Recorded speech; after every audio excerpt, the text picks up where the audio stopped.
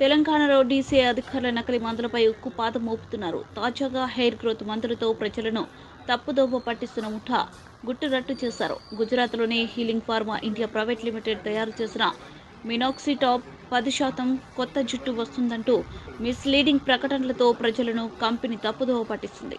మార్కెట్లో ఇది చలామణి అవుతుంది. డ్రగ్స్ కంట్రోల్ అడ్మినిస్ట్రేషన్ అధికారుల నల్గొండలో దీన్ని గుట్టురట్టు చేసి డ్రగ్స్ ని భారీ స్థాయిలో స్వాధీనం చేసుకున్నారు.